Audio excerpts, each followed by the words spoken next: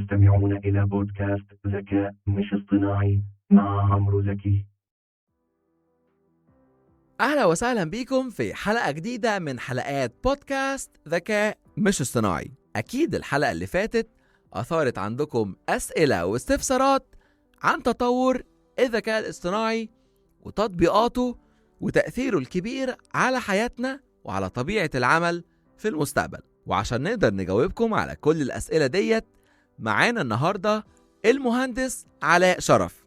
بنرحب بضيف حلقتنا ونقول له نورتنا وشرفتنا بوجودك معانا النهاردة. نور بأصحابها، أهلا فيك علاء، لو تعرفنا أكتر عن نفسك وتدينا كده بريف إزاي ابتديت مجال ال AI وحبيته إزاي؟ الوالدة بتدرس كمبيوتر برمجة من إنه هي بالمدرسة، فكانت تاخدنا ونحن صغار وتعلمنا برمجة من 5 سنين. أوكي، واو. فعملت لعبة كان عمري 10 سنين، بتعرف صخر؟ طبعا كنت أعمل ألعاب على صخر، فعملت لعبتين على صخر. ممتاز. صخر ما كانش فيه سيف، فالكارتج لازم كانت تحطها. هي بتقرأ بس بتكتبش. فنزلنا على السوق ندور على كارتريج بتقرأ وبتكتب، ما لقيناش، فاضطريت انه انسخ الكود على الورقة والقلم عشان عندي اياه دفتر كاتب الكود تبع اللعبة اللي عملناها على صخر عشان ما فيش سيف. انت ابتديت كودينج من من ايام الفراعنة. بالضبط، من ايام الفراعنة. الكمبيوتر اللي كانت تشتغل عليه الوالدة كان بصفوا بالطابور وبيقدموا الورق تبعهم. كان أول كمبيوتر داخل على الأردن. لأن الوالدة أردنية وأبوي فلسطيني، بس هي أول كمبيوتر دخل الأردن هي كانت تدرس عليه. بعدين صارت تدرس برمجة بالسعودية، فقديم. ممتاز. وحب ده السبب اللي خلاك تحب التخصص. من طول عمري أنا ببرمج، ومش حابب البرمجة، بس خلاص دخلت فيها ومش قادر أطلع. يعني وصلت حتى لما أنا درست محاسبة، بس برضو رجعت على الكمبيوتر. لحقني وراي. وكل ما يتطور أشياء بتتطور، يعني تقرأ، كل ما تقرأ أكتر بتصير عندك معرفة أكتر. ولا AI، والAI عم باخد كتير مجالات. الطفرة بتاعت النماذج ديت، يعني صراحة احنا اتكلمنا كتير عن الذكاء الاصطناعي الإنشائي، واتكلمنا كتير عن الطفرة اللي عملها الشركات لتوظيف أدوات أسهل لصناعة الصور. فأنا حابب أعرف منك إحنا ليه كل شوية بنسمع عن نموذج جديد؟ لا، في بحوثات كتير موجودة وكله مفتوحة المصدر. فإذا بتروح مثلا على برنامج هاجينج فيس تقدر تلاقي أي موديل بذكاء صناعي لأي مثلا صور، لفيديوز، لتغيير ملابس، كله ببلاش. الكود بتنزله ببلاش، وبتقدر تفهم الكود ايش بنعمل وكيف عملوا البحث. والبحث مفتوح، يعني اي حدا بيقدر ياخد هذا البحث ويعمل البرنامج تبعه. عشان كده في عندك شوي بتشوف برامج AI جديدة عم تنزل. بس انت شايف المنافسة يعني هي ما بين OpenAI ومسترال هم خمسة كبار والباقي كلهم صغار. في عندك OpenAI، في عندك مايكروسوفت، ميتا، والصينيين ديب سيك أو علي بابا. هلأ امبارح نزلوا كوين 3.5 قتل الكل. يعني في التست اللي عملوه فاز عليه، حتى فاز على ديب سيك، غلبهم كلهم. هلأ هدول الخمسة هدول أكبر AI، أكبر مودلز، بيسموهم مالتي لانجويج مودلز، اللي هو حجمهم كبير، بيقدروا يعملوا أكتر من شغلة مع بعض. بس إنك تشغل هدول البرامج مكلف كتير، بدك حكومة تدعمك. عشان هيك مش فيش مودلز كتير كبيرة. يعني في عندك OpenAI صعب كتير تدخل على خطهم. البرامج اللي انت بتشوفها كتيرة هي طبقة تانية، هي برامج مبنية على هدول. يعني في مانس، هلا انشهر مانس عم بيشتغل على بالانفيتيشن بيشتغل على كلود 3.7. اللي هو عاملاه اسمه ايه؟ كلود 3.7. لا مش مايكروسوفت. مسترال. لا مش مسترال. شركة أوروبية. شركة أوروبية. المهم هلا هاي 3.7 شركة أمريكانية، بس الصينيين المشكلة هلا صاروا هم فيها إنه نزلوا برامج كتير قوية، بس السوق تبعهم السوق الصيني مش السوق الامريكاني ولا الاوروبي، فهم اكتساح نازلين في السوق الاسيوي، عشان هو السوفت وير تبعهم بدعم اللغات تبعتهم. بس لما يجي يدخل على الامريكان بوقفوا، يعني ما بيستخدموا ديب سيك، في عندهم خلص موقف، ما بنستخدم، في عندنا ادوات اخرى نستخدمها. لا، في ناس بتروح اوبن اي اي عشان كتير سهل، وفي ناس بتروح على ميتا عشان اوبن سورس مفتوحة المصدر. هلا ميتا جديد اخر قبل يومين عملوا الايفنت تبعهم، حطوا لاما 4 بالفضاء في المركز الفضائي، عشان انت بتقدر تنزله على اللابتوب تبعك، فمش بحاجه تشبك انترنت. هلا هذا المخ تبع اللاما هذا انت بتنزله، بيكون 40 جيجا 60 جيجا، تحطه على جهازك وخلاص بتقدر تشتغل اوفلاين، مش لازم تشبك على الانترنت، مش لازم تصرف توكنز، ولا مش لازم تدفع شيء. هلا اوبن اي اي بيسحبوا فلوس من العالم، يعني بيطلعوا فلوس وبيكلف كتير. يعني عشان انت تكتب برومبت واحد توقع بيسحب من لتر ل5 لتر مي، غير الكهرباء اللي بيسحبها. فآخر استثمار أخذوه اوبن اي اي عملوا 5 مفاعلات نووية بس للسيرفرات تبعت اوبن اي اي. فهو مش كتير سهل انك انت تبني منافس لاوبن اي اي. هلا في عندك الاوروبيين عندهم موديل تبعهم، كل دولة عم بتقوي انه احنا كدولة لازم يكون في عنا ذكاء صناعي خاص فينا، ما بدنا نعطي المعلومات لبرا عشان بيعرف كل شيء عنك.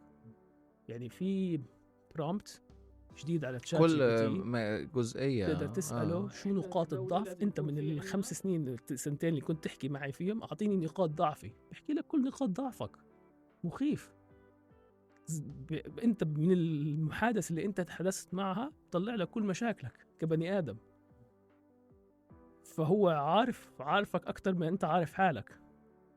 حتى لما تيجي تطلع الاي اي موجود في كل محل. هلا نحن شات جي بي تي شاطرين كتير في الماركتينج، هذا القوة تبعهم. يعني جوجل كل يوم بينزلوا اي اي جديد، حدا يعني تطلع على الفيوز 30 فيو 1000 فيو.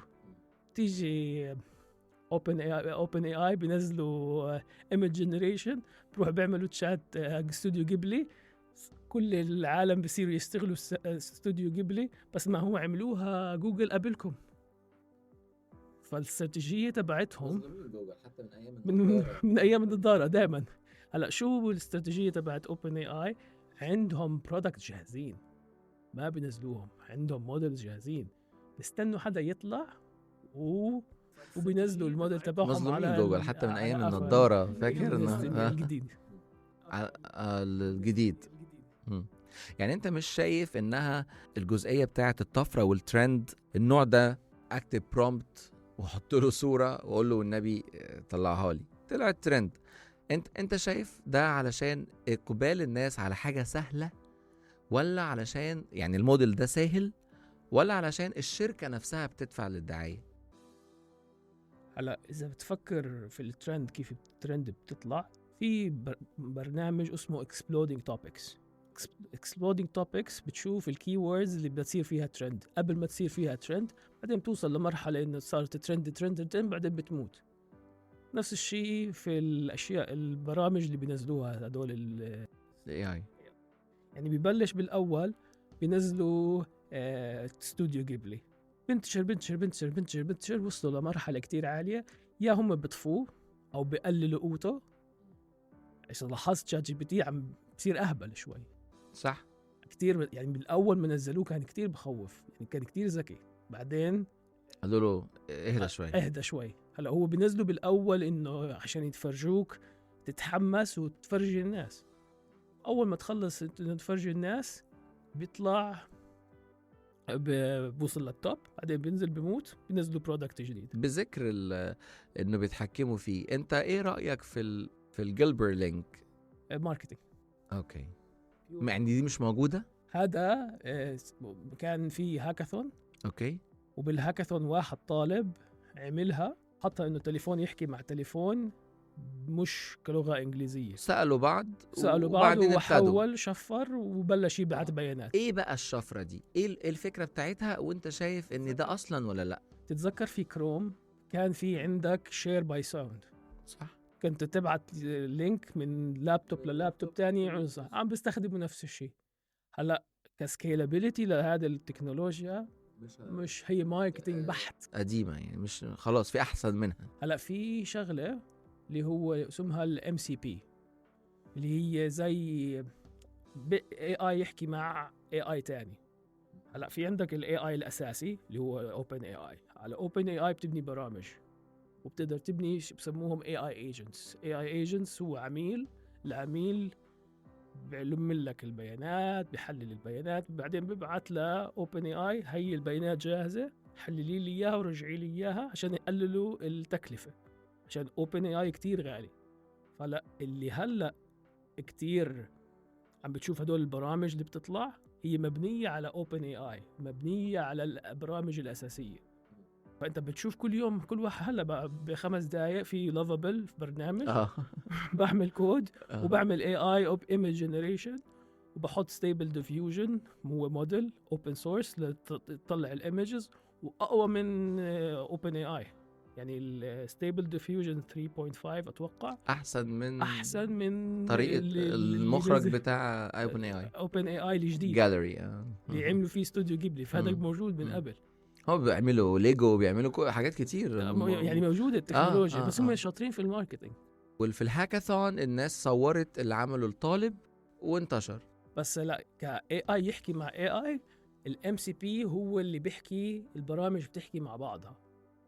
فهلا هو اقوى شيء. يعني هلا اللي بده يجيب فلوس في الاي اي بيعمل الام سي بي تبعته. يعني مثلا عملت اير بي ام بي ام سي بي، هذا بيحلل لي السوق، بيحلل لي اير بي ام بي على الطقس، الاوبشنز، الاماكن، الافيلابيلتي، وبشبكها على تشات جي بي تي. لما اجي احكي له بدي شقه في دبي من تاريخ كذا لتاريخ كذا، على طريق الام سي بي بروح على اير بي ام بي، بيعمل تحليل لكل البيانات وبرجع لك الشقه. الاختيار على حسب البرومبت او الريكوست بتاعك. هو الام سي بي زي كانه اي بي اي. زمان احنا لما نبني سوفت وير في شيء اسمه اي بي اي، اللي هو بتشبك سيرفر مع سيرفر. هلا انت عشان تشبك مع اي اي بدك هذا الام سي بي. فكل شركه هلا صارت تعمل الام سي بي تبعها عشان لما تحكي مع شات جي بي تي يطلع لك المعلومات. هلا شو اللي اكتشفوه في الكود تبع اوبن اي اي؟ بتعرف شوبيفاي؟ في هلا شوبيفاي بقلب الكود تبع اوبن اي اي. فبحكي لك كمان يمكن كان اسبوعين حينزل، او بالشهر هذا حينزل شوبينج يوزنج شات جي بي تي. ده هيكسر الدنيا. ومحطوط انت الكارت تبعك ومحطوط كل شيء، بتيجي بتحكي له بدي قميص اسود، مش ممكن. حيشوف لك القمصان وبيطلع لك القياس وبيطلع لك تحليل ومين لبسه وكله. فهم داخلين على امازون بدهم يجيبوا فلوس. فبالمستقبل هدول البرامج كتشات جي بي تي حيصير ادفرتايزنج بلاتفورم. يصير انت بدك تدفع فلوس لتشات جي بي تي عشان يطلع لك المنتج قبل هذا. بطل يفرق براند معك خلاص. يعني انت كبراند، انت ما كبراند، فيش عندك ويب سايتات، فيش عندك كل هالحكي هذا، ما رح يفرق معك. حسب الاي اي ما بيحكي للزبون هو بده يشتري. اذا حكى له بدي السماعه، اذا انت دافع فلوس اوبن اي اي حيرجع له لينك السماعه. احنا كنا زمان بنعمل مقارنات ما بين اي حاجه عايزين نشتريها دايما على الاوبشنز اللي بتجيلنا من جوجل. في مواقع كانت بتوفر الخدمة ده، لو هو موقع مثلا بيتكلم عن التكنولوجي بيحط لك كل التليفونات الجديدة، كل اللابتوبات الجديدة، أو أي جهاز جديد، وبيقارن لك ما بينهم. المعلومات ديت كانت على أساس، يعني أقصد المواقع ديت على أساس النيد بتاعت المستخدمين. فالناس دلوقتي خلاص بقت تنسى يعني السيرش انجنز، وراحت على الأساتذة الجداد بتوعنا. والناس بتفكر كمان في الاي اي اسيستنت. يعني ده لو بقى موجود وبقى افضل من اللي موجود عندنا حاليا، محدش اصلا هيمسك تليفونه، كله هينادي ويجي له رد وبيزد عليه هو يختار. اوبن اي اي دخلوا في هذا الموضوع عشان اليكسا داخلين في الموضوع، فهم بدهم ينافسوا. هلا بالاخر حيصفي فيه شركتين، او شركه او شركتين ثلاثه بس. كالعادة كعادة العالم ايفون يعني. اندرويد خلصنا. اذا ما بتدخل في اللعبه انت برا. يعني هلا ابل ضايعين ضياع، عم بطردوا الموظفين. الرئيس تبع الاي اي امو نزلوه من لغوا قسم الاي اي كله وعملوها كسوفت وير. يعني سيري صار سوفت وير وفي السوفت وير ديفيجن تبعت ابل. في كمان شغله عملوها في الهاردوير اللي هو السيليكون تشيبسيتس في الذكاء الصناعي. عم بقتلوا هذا عشان بدهم يلحقوا. اذا ما لحقوا خلص ابل راح، الايفون مات. يعني اذا بتقارن الجوجل هلا التليفون الجديد سامسونج اي اي، ابل لسه ما عندها شيء، اسهمهم ضاربه. فانت يا بتلحق يا ما بتلحق. فهم بدهم كلهم بيصيروا يضيفوا كل الفيتشرز الموجوده. كلمة كلهم دول انت شايف هم بسموهم فور هورسمان، الاربعه العظام العظام. زي هدول الاربعه العظام هدول اكبر شركات في التكنولوجيا في العالم.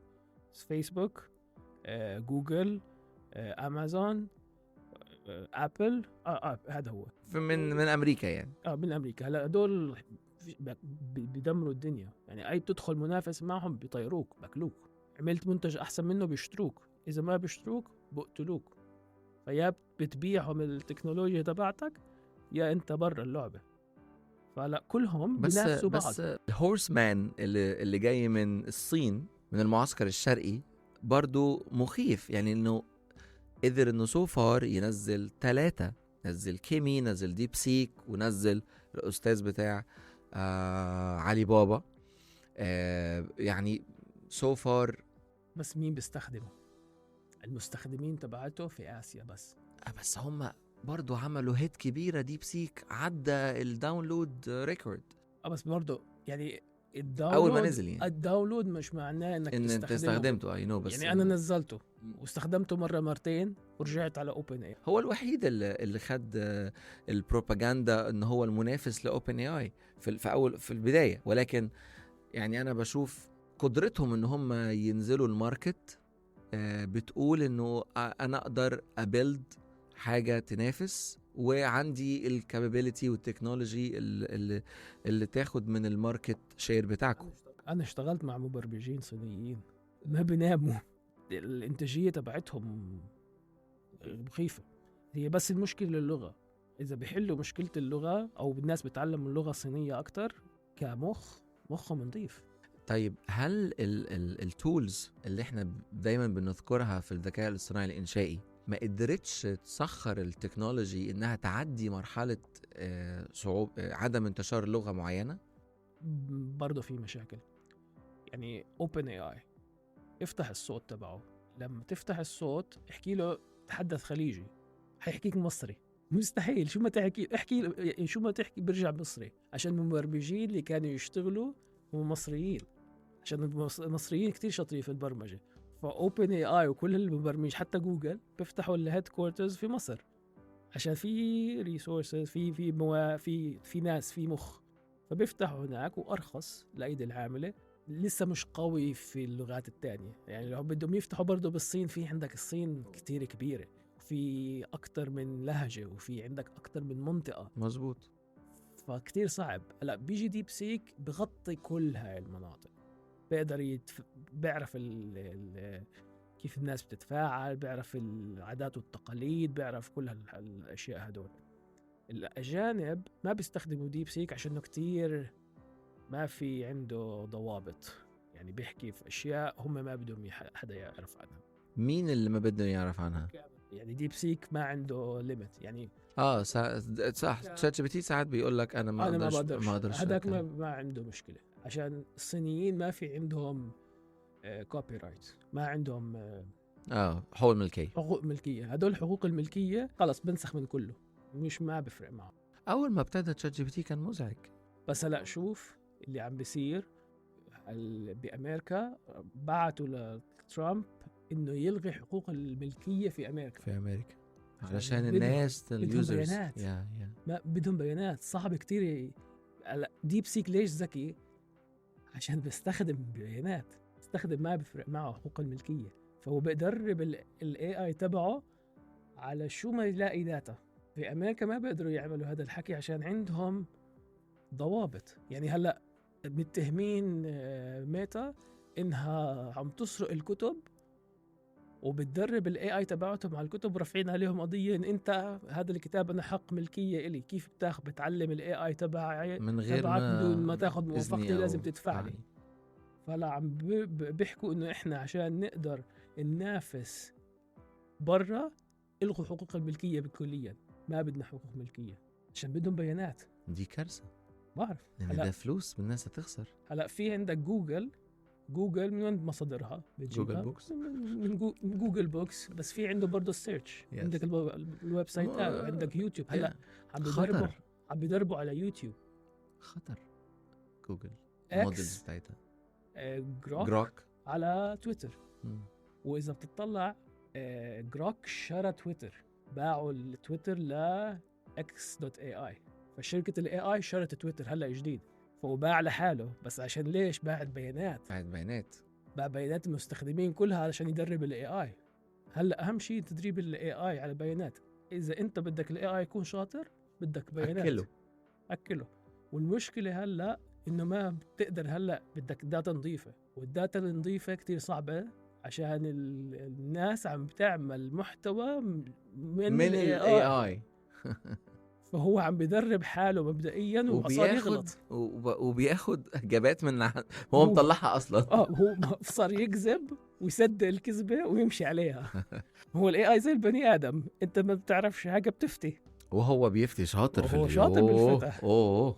يعني بكون ما يعرف المعلومة بفتي لك يعني أستاذ نادر كان ضيفنا اللي فات في الحلقة الخاصة بالديب سيك والطفرة بتاعة البروباغندا اللي عملها. من ضمن المعلومات اللي اتكلمنا فيها هي طريقة تعليم النموذج. مسترال ليهم طريقة، وأوبن اي اي ليهم طريقة، والديب سيك كان يعتبر التلميذ بتاعهم، ان هو ما اعتمدش على الفلسفة والتاريخ وعلم النفس والرياضيات في إجابة سؤال واحد. انت بتسألني في محور بجاوبك من المحور ده. لكن النماذج التانية او سبيشالي تشات جي بي تي بتحسه كده يعني جهبذ، هو بيرد كأنه لسه طالع من مكتبة قرا 3/4 الكتب الفلسفية والعلمية وبيرد عليك. انت شايف ده برضو؟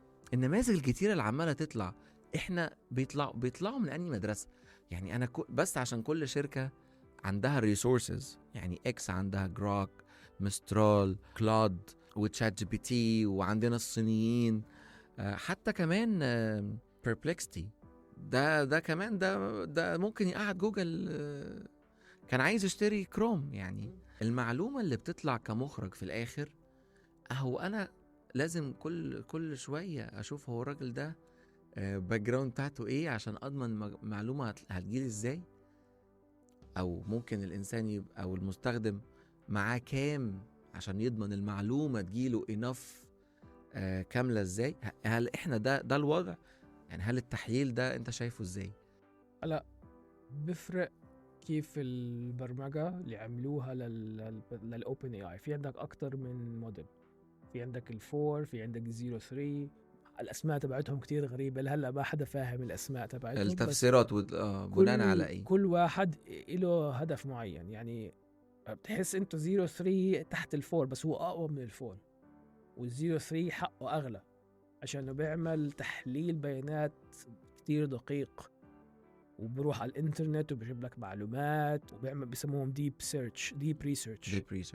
بس هم مؤخرا خلوا انك تقدر انت تختار النموذج whatever اللي انت عليه يدخل يجيب لك من اونلاين ريسورس. انا برضو حسيتها انه ده كومبلين، يعني في ناس حبت انها تبقى كل معلومة معاها ريسورس من الانترنت عشان يفرجيك المراجع. أزف يعني بس بلش يغلط كتير. exactly. يعني حتى لما يروح على هاي المراجع بيروح على الانترنت، والانترنت المعلومات مش صحيحة، معبي زي ويكيبيديا كده، اي انسان ممكن يفتح اكاونت. انا لما مثلا اجي اعمل برنامج ذكاء صناعي، شو بعمل؟ باجي باخد اوبن اي اي وبشبك عليه جوجل درايف، الجوجل درايف بحط المعلومات اللي انا بدي اياهم. يعني بحط مثلا تقرير المبيعات، بحط معلومات عن الشركة، بحط كل هاي المعلومات. باجي في داتابيس اسمها سوبابيس هي مفتوحة المصدر، تقدر تنزلها عندك على الجهاز. بس في عندهم شغلة اسمها فيكتور داتابيس. فيكتور داتابيس هي زي الداتابيس العادية بس للاي اي. هلا الاي اي اتس ا فيكتور، لايك فيكتور هي ارقام مصفوفات، فبحول النص لفيكتور وبيخزنها في الداتابيس. يعني انا علاء صفي 0543 بصفي ارقام، وهاي الارقام تتخزن. هو ماش فاهم، هو زي الليجو، هو بس بجمع كلمات على بعضه. فانت انت بتنبهر بس هو مش فاهم، شو اللي عم بيصير. هو بيعرف انه انا بعديها علاء، عشان انا قلت له انه هاي الكلمه بيجي بعديها هاي الكلمه، وهو متدرب على كتير كتب، فهو عارف شو بيجي بعدك ايش تحت. مثلا اذا باجي بحط في الفيكتور داتابيس كل شيء عن الدجاج، وبحط كل شيء عن البقر، سألته عن الدجاج بروح على الزاوية في الداتابيس اللي فيها الدجاج وبجيب الكلمات وبصفط لك إياهم تطلع مزبوطة. وإنت بتجي واو، ذكي عبقري. هو الصرصور كتير أذكى من اوبن اي اي حاليا، يعني ممكن بالمستقبل يصير أذكى، بس الصرصور كمخ الصرصور أذكى من الشات جي بي تي. كمية الكهرباء اللي بيصرفها شات جي بي تي لما أنت تسأله سؤال مهيلة، يعني بسحب طاقة عندك في الجهاز وبسحب عندهم بالسيرفرات تبعتهم. عشان هيك بقتلوه، عشان هيك بوقفوا السيرفرات. اللي بيدفعوا عليه. لما الاستوديو جيبلي كان دمرهم. السيرفر حمي، الغرفة تاع السيرفرات بطلوا يتحملوا، راحوا حطوا لك انه ممنوع تعمل غير واحدة. ده الفري. اللي دافع بقى عيش حياتك. المهم لما انت تستخدم شات جي بي تي العادي حيطلع لك معلومات انت ما رح تستفيد منها. بس إذا أنت بتدربه على بيانات معينة، بس أحط هاي الملفات كلها، بصير أحكي مع ال AI، بصير يجاوبني أسئلة ما بتقدر تطلعها من OpenAI. بحطها في برنامج وبنزل تاني يوم عملت برنامج اسمه مانس، ادفعوا لي فلوس. هذا اللي صار. تدخلوا بدعوة. بتدخلوا بدعوة وبيطلعوا فلوس، والشركات عم بتطلع، يعني بتطلع فلوس منيحة. هم بسموهم رابر. هو بيجيب الشات جي بي تي، بحط معلومات الزيادة عليها، بحط كالكوليتر، بحط أكتر من تول عليها، وبحط واجهة وببيعها. عملت لكم برنامج. يعني أنت بتشوف بالطريقة دي هل فعلا حد ممكن ياخد لقب مبدع أو ذكي أو منطقي أكتر من النماذج؟ بارح كنت عم بقرأ تقرير في مصطلح اسمه برين روت، تعفن المخ. برين روت. فأكيد دي من الكلمة الإنجليزية استحدثت كمان، نزلت في القاموس. فزي أنت بتستخدم الآلة الحاسبة، الآلة الحاسبة في المدرسة كانوا يمنعوك وأنت تبكي بدي الآلة الحاسبة، بس الأستاذ يحكي لك لا تستخدم الآلة الحاسبة، احسب في مخك عشان مخك يضله شغال. فأنت مع ال AI الناس ما بعتوا إيميلات لبعض. خلاص بقى يا عم، يعني أنا بدي أبعت لك مسج على الواتساب، بحكي له اكتب له مسج 1 2 3 توصلك المسج. تفتح السوشيال ميديا بتحط شو اسمه مقالة، بتلاقي 5 AI ردوا عليك. واو اتس اميزنج ايديا. شو اميزنج؟ مين انت؟ بطل الناس تفكر، بكره هذا راح خلاص، مخ فشي. المهندسين اللي بيشتغلوا في ال AI هل انت شايف يعني ليهم عايزة؟ لا. ليش ال AI هلا كتير سريع عم بطلع؟ واحدة من الأسباب الرئيسية إنه ال AI بلش يكتب ال AI. فعندك جوجل 30% من الكود تبع جوجل fully AI generated. أمازون 60%. يحكي لك ليش أنا أوظف ناس، ويحكي لك مرضت بدي أخذ إجازة، خلص بحطها ال AI، بعلمه على بايثون، بعلمه على C++، بعلمه على اللغات، بدخل فيه كل الكتب، ببرمج 24 ساعة بيوم واحد، بقدر أعمل أصلح المشاكل. يعني عندي مشكلة. مشكلة مش متاح لكل الدول. متاح، بس الناس ما بتعرف لسه جديد. بس أعطيها كم من سنة خلص. المفروض الأجيال اللي بتحب هندسة أو برمجة يعني تحط في اعتبارها إن ده موجود. يعني هو فين الابر هاند للبشر في هندسة او برمجة. بحس انه انت بتصفي كمخرج، انت اللي Orchestrate ال AI. AI. يعني انت بيكون في عندك اشي في مخك بدك تعمله، عندك واحد بيعمل صور، برنامج بيعمل فيديو، تقدر تعمل فيلم.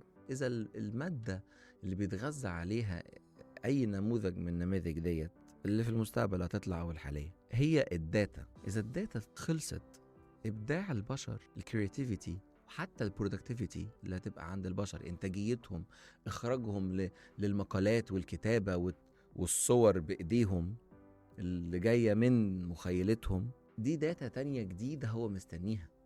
يعني هو برضو مش بياخد التاسك سو فار، يعني مش بياخد التاسك ويكسكيوت هو من نفسه الحاجة. انت لازم تحكي له exactly. ممكن في يوم من الأيام، الله أعلم إمتى، هو يفتي من مخه، ما توقعش، صعب.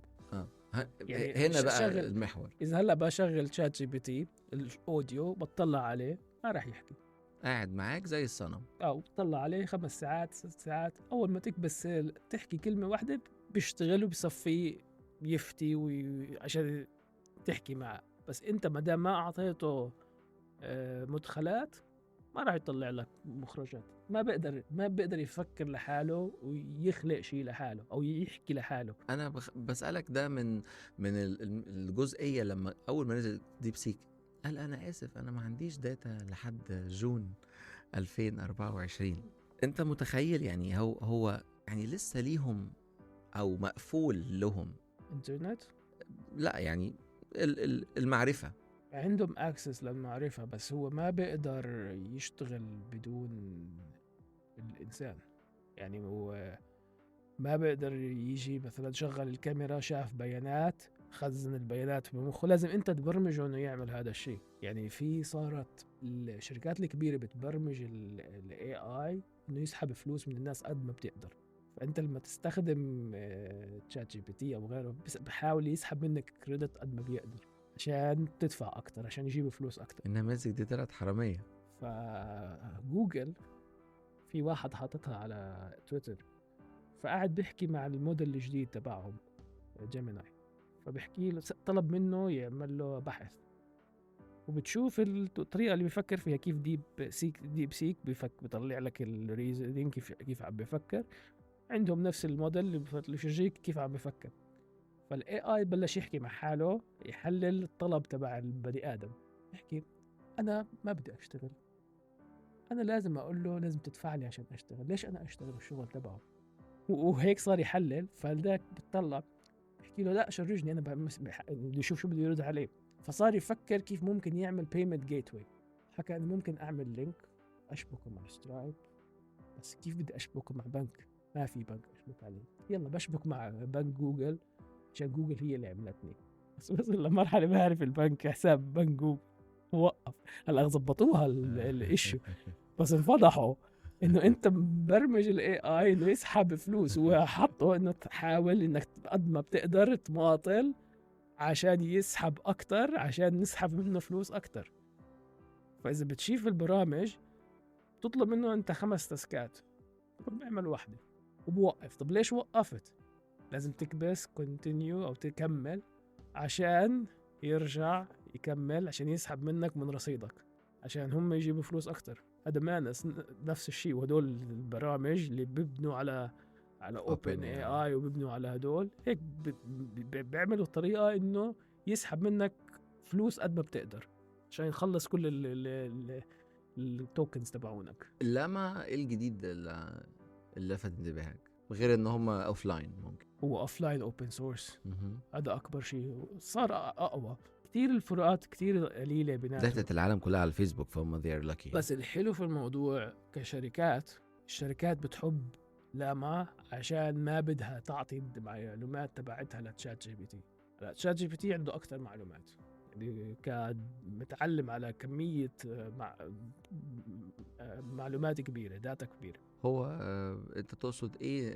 يعني مثلا الناس مش بتحب تديله معلومات. يعني انا شركه اكس هاي الشركه بدها تستخدم اي اي، يا بعطي بياناتي لاوبن اي اي يحلل لي البيانات ويرجع لي اياهم، هذا اعطيتهم كل اسراري، صاروا يعرفوا، صاروا يعلموا عليها تشات جي بي تي، وصار يعطيها للمنافسين تبعتي. صارت مع سامسونج، لقوا الكود تبعهم في والدوكيومنتس تبعتهم في محلات تانية. هذا أول ما نزل. فمن وين جبتوا هاي المعلومات؟ والله هذا حكى لنا موظف بيشتغل في دمروه قتلوه. فالناس بتخاف من هاي المعلومات. وتخيل هذا شركة أمريكانية، تخيل تروح على ديب سيك. الصين بقى أهلا وسهلا. فلسه عم بيحاولوا يكسبوا ثقة الزبون الأجنبي. فإذا بتطلع على مانس ما استخدم AI صيني، استخدم AI أمريكاني وحط واجهة عليه. ولما بتعمل إيه؟ لاما هي بتعطيك إياه ببلاش، أنت بتقدر تحطه على الكمبيوتر تبعتك. فأنا لما أجي أشتغل لشركة بنزل لاما، بحطه عندي على الكمبيوتر، بعلمه على بيانات الشركة وبعلمه على بيانات OpenAI. يعني هلا ديب سيك متعلم من OpenAI. مظبوط. نفس الشيء بتحطه، بتخليه يحكي له طلع لي كل المعلومات عن هذا الموضوع وخزنها وسيف لي إياها. وبيحكي بيجمع كل المعلومات من OpenAI أو عن طريق ال APIs أو غيره، وخلص عندي إياها أوفلاين محطوطة جاهزة عندي. بطفي الجهاز، بسافر بالطيارة بالسيارة، ما رح يفرق معي، بيجاوبني. في ويب سايت اسمه I think Open Llama، تنزله بتنقي الموديل اللي بدك إياه، بتعلمه على الطريقة اللي بدك إياها، وخلص صار عندك AI للشركة تبعتك، برايفت محمي من كل الناس. فاللي قاعدوا يفرجوا شو الشركات عم تعمل. يعني مثلا دروب بوكس عملت AI تبعتهم، عم بيستخدموا لاما، شركة أمريكانية مفتوحة المصدر، هم الكود تبعهم. المشكلة بأوبن AI بيزهقوا بغيروا الاي بي اي. انت بتكون باني بتقعد دمرت بدك تغير كله من اول وترجع تبني كل شيء من اول، وغير الموديل، وصار الاوتبوت الكلام يتغير، كل شيء يتغير. طب انا شو استفدت؟ وما بروحوا على لاما خلص، انا ما بدي يطلع لي يقعد يبرم يحكي ويغير شخصية ويعمل، انا بدي يطلع لي تحليل بيانات بس. وانت واثق انه متى يعني فجأة عملت نموذج لله والوطن؟ هما كله بيعملوا لله والوطن. فيسبوك ما بفرق معهم، يعني رياكت لله والوطن اوبن سورس. هما بدهم الناس يستخدموا التكنولوجيا تبعتهم ويطوروا عليها. فانت لما تنزله مفتوح المصدر، الناس عم بيشتغلوا عليه. لينوكس مفتوح المصدر، الناس عم بيشتغلوا عليه. فهدول الاشياء هم بيستفيدوا، هم بيدعموا الناس، بيحكي لنا احنا عملنا هاي التكنولوجيا استخدموها. لما يستخدموها الناس، لما بدهم يوظفوا جاهزين، مش بحاجه نعلم حدا، هيو بيعرف. وهم هادول البرامج مش هدفهم يجيبوا فلوس، هم بيجيبوا فلوس من الاعلانات، ما بيجيبوا من فلوس من التكنولوجيا. مش زي جوجل هدفها تجيب فلوس من الكلاود، فالكلاود بيحاسبوك على الكلاود، بيحاسبوك على الاي اي. امازون نفس الشيء، عندهم AWS بيحاسبوك على استخدامك. فيسبوك ما عندها الفيسبوك والانستغرام وهدول البرامج تبعتها، لازم يطوروا اي اي، ينزلوه ببلاش، الناس بيستخدموه، بيصيروا يحبوا يستخدموا ادوات فيسبوك. لما بدهم يوصفوا ناس بيعرفوا مين اكتر واحد بكتب، ببرمجوا بوصفوه بخطفوه. تعال انت فهمان، شكلك فهمان، عم تعمل تكتب وباخدوه. فهيك اصلا بيستهدفوا المبرمجين. ولو انت يعني حبيت، انا بصراحه اسئلتي خلصت، فحبيت اسالك كده، لو انت خيروك انك تختار الافضل، هل هتحط الافضل in general ولا هتحط الافضل من ناحيه كل جزئيه تقدر تستخدم انهي نموذج؟ ما بتقدر تستخدم واحده، عشان هيك الMCP بيحكي الاي اي مع الاي اي. فالMCP هو ريبليس اللي يطلعوا الفيديو. اوكي، الصوت اللي بيحكي. ايوه الصوت اللي بيحكي. فانا بقدر استخدم OpenAI وكلهم مع بعض في برنامج واحد. في برنامج اسمه N2N، N رقم 8 N، بتروح عليه بيعمل لك اوتوميشن. فلا الاوتوميشن بعد الذكاء الصناعي انت بدك تعمل اتمتى للحاجات اللي عندك اياها. مم. فانت اللي عندك المهمه بتاخدك اسبوعين ممتاز. بدل اسبوعين 30 ثانيه. واو. فبس انت ما بتقدر تحكي للشات جي بي تي يعمل لك والاسبوعين بيبقى عليه يعني شغل كم بشري؟ ولا واحد. انت بتبني الخريطه وهاي الخريطه ان بروسيس بتحطها آه. وبتحط مثلا مشبوك في اوبن اي اي. بجيب المعلومات من بروبلكسيتي، بحط ديب سيك، بسحب الداتا تبعت الاوراق الماليه، بشبك الايميل تبعي، بشبك التليجرام، بشبك التليفون. باجي مثلا بفتح الواتساب بحكي له الواتساب بعت لي ايميل لمحمد اجتماع بكره الساعه 5 واعطيه التقرير تبع المبيعات كذا كذا وكذا كذا كذا وحلل لي اياهم واعملهم. 30 ثانيه بيكون الايميل انبعت والميتنج انعمل وحل البيانات. طب حلو ده يا علاء، حلو ده للمستخدمين الكسالى. هلا شو اللي عم بيصير؟ بقول لك الشركات بالمستقبل الشركه حتكون قائمه على 3 اشخاص. يا سلام، حلو رقم 3 انا بحب. بس في عندك الفيجنري هو اللي بيفكر انا عندي بعرف شوف جميل ده. وفي عندك الناس بيفهم فلوس، بعرف كيف اسحب فلوس من العالم. والمهندس اللي الواحد بس وبشغل لك بيربط المواضيع مع بعض. هاي 1 تريليون دولار كومباني. هذا المستقبل. ده المستقبل بقى بنتكلم في قد ايه؟ كمان شهر. يعني هلا الشركات الجديدة اللي عم تطلع بيكون واحد قاعد في بيته وحاطط لي 5 ايجنتس، واحد بيعمل سوشيال ميديا والتاني بيعمل سيلز مبيعات. في برنامج اسمه أبولو بتيجي بتحط أبولو ده كارثة. بيبعت ايميلات للناس وبيجاوب عليهم وكله بتحط. لا خلص مش بحاجة تعمل شيء، وعندك مبيعاتك شغالة وبتقبض وبتشوف الفلوس وبتكون قاعد في مزرعة وعايش حياتك بتعد بس. لا بتعد الفلوس. وبحيصفي فيه 2 من الناس يا قاعدين على نتفليكس يحضروا نتفليكس وبيجيهم معاش من الحكومة هو بسموهم BMI أو بيجي هو معاش شهري الحكومة بتدفعه للناس عشان تعيش بعد ما ال AI قعدهم في البيت. مش في حكومات عم تشتغل بسموه basic minimum income، هو الراتب الأساسي. هذا كل شخص بالعالم كله الحكومة بتدفع له معاش وبتدفع له 5000 درهم أو 5000 جنيه أو 10000. هذا شهرك. هذا بيغطي لك أكل، الأجار، البيت ونايم. خلص أنت ما بتجيب شيء. وحتى هذا أمازون إذا بتحكي مع الرئيس تبع أمازون بيحكي لك أنا بدي الناس تقعد في البيت وتحضر أمازون برايم وتطلب منتجات من أمازون ومبدناش حدا يشتغل، بديش موظفين.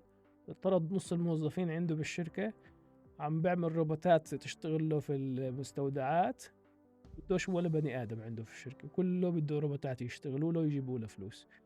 أعتقد الحكومات لازم توقف التفكير ده، otherwise هيدفعوا بس المعاش معاش نتفليكس ده. هذا اللي بيعملوا يحطوا تاكسس على الأستاذ ده على كل روبوت. الثورة الصناعية الرابعة بقول لك ده ضرائب على كل روبوت، خرج كم عامل، ومن الضريبة يصرفوا فلوس للعمال. ممكن هي بيزنس موديل لأي حكومة بتسمعنا من حكومات أمازون. يعني بصراحة الكلام مهندس علاء يا جماعة برضو هو صديق بالنسبة لي. أنا حبيت أنه أشير معاكم أفكاره. مفيش مرة اجتمعت بيه وما كانش الحوار مليء بالقصص والمعلومات القيمة والنصايح الملهمة والمفيدة. فحبيت تكون حلقة بونس نقدر ان احنا نشير معاكم الثوتس الخاصة بالذكاء الاصطناعي الانشائي. معانا ناس مش بتحب كلمة التوليدي ديت، وبرضو علاء لي رأي في الموضوع. الذكاء الصناعي خلاص لازم انشائي. الطفرة اللي احنا بنعيشها بنحب الناس تكون كيوريوس وشغوفة انها تتعلم وتقرأ وتحاول انها تجرب وتغلط، تقدر انها تقارن ايه الافضل ليها بناء على احتياجها. بتحب تسيب الداتا مع شركة معينة، لازم تبقى عارف انت بتدي معلوماتك وبياناتك لمين. وقبل ما انهي الحلقة حابب اسألك يا علاء، ايه النصيحة اللي انت تحب تقولها لمستمعينا، سواء كانوا من طلاب او من مستمعينا في البيوت او حتى الامبلويز والمهندسين، تحب تقول لهم ايه؟ يكتب قلم ورقة. قلم ورقة، يكتب. هذه أكبر نصيحة.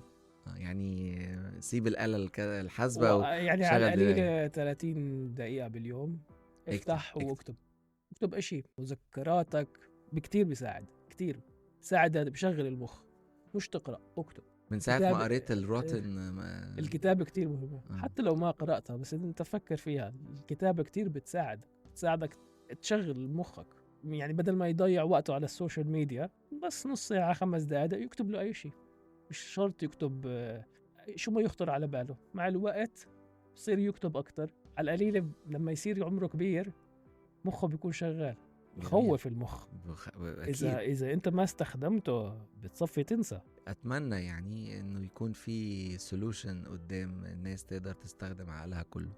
ما راح يكون في سولوشنز. أنت لازم تدير بالك على حالك بالآخر. لازم تحفظ، لازم أنت تدير بالك على حالك. إذا ما بتدير بالك على حالك حدا رح يدير باله عليك. أكيد. ودي يا جماعة كانت آخر نقطة معانا النهاردة من بودكاست ذكاء مش اصطناعي. بنشكر المهندس علاء شرف. صراحة أنا انبسطت واستمتعت بالكلام معاك.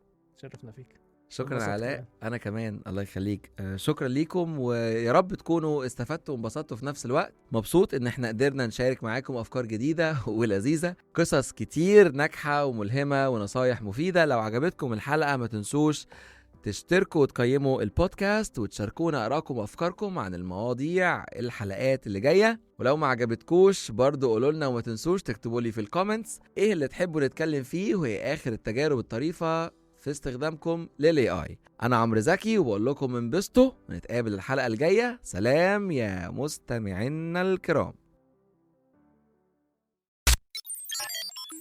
شكرا لاستماعكم للحلقة.